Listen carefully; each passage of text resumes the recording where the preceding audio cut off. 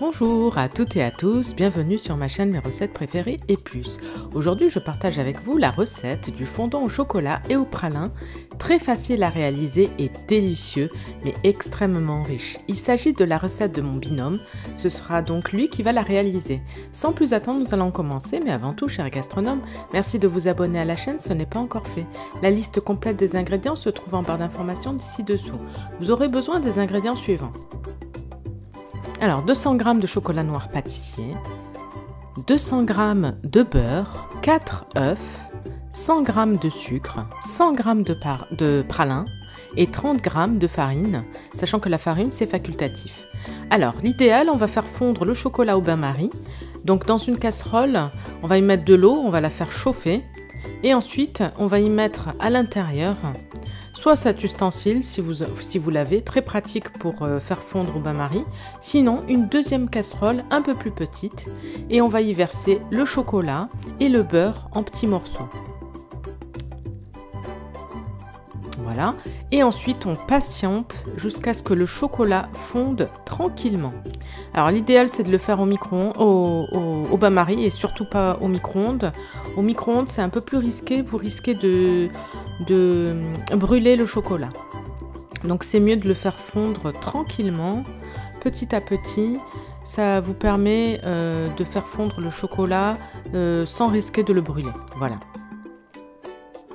Donc là, il faut attendre à peu près une dizaine de minutes pour obtenir quelque chose d'homogène. Donc là, on mélange bien au bout de 10 minutes. On coupe le feu, bien entendu. On mélange jusqu'à ce qu'on obtienne quelque chose d'homogène. Alors ensuite, on va verser notre chocolat fondu avec le beurre dans un saladier. Et ensuite, vous allez voir, la recette, elle est vraiment très facile. Ensuite, on rajoute le sucre, le pralin. Alors le pralin, si vous n'en avez pas, vous pouvez très bien le remplacer par du sucre. Voilà. Vous rajoutez la farine. Donc la farine aussi, c'est facultatif. Si vous voulez le faire sans farine, vous pouvez. La farine va permettre de tenir le gâteau en fait. Ensuite, on rajoute les 4 œufs, l'un après l'autre. Donc vous voyez, c'est très facile. Vous pouvez réaliser cette recette avec les enfants.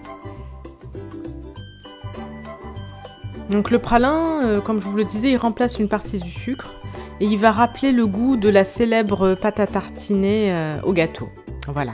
Donc si vous n'avez pas de pralin, vous pouvez le remplacer, comme je le disais, par du sucre ou une partie de sucre et de noisettes en poudre. Voilà. Ensuite, on mélange le tout pour obtenir quelque chose d'homogène. Vous voyez, très facile. Hein. Et voilà, ensuite on beurre et on farine un moule à manquer de 24 cm de diamètre environ. Et on y verse la préparation. On préchauffe le four à 180 degrés. Et ensuite on va venir l'enfourner entre 30 et 40 minutes à chaleur tournante. Alors pour nous, 30 minutes en suffit. Hein. Je vous rappelle qu'il s'agit d'un fondant. Donc c'est normal que si vous mettez la pointe d'un couteau, elle va ressortir pas sèche. C'est normal, c'est un fondant. Donc 30 minutes suffisent à 180 degrés, chaleur tournante.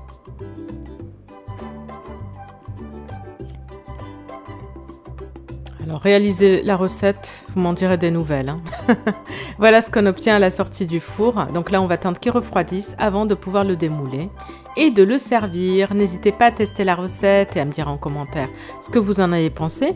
Je vous souhaite une très bonne journée et je vous dis à bientôt pour de nouvelles recettes.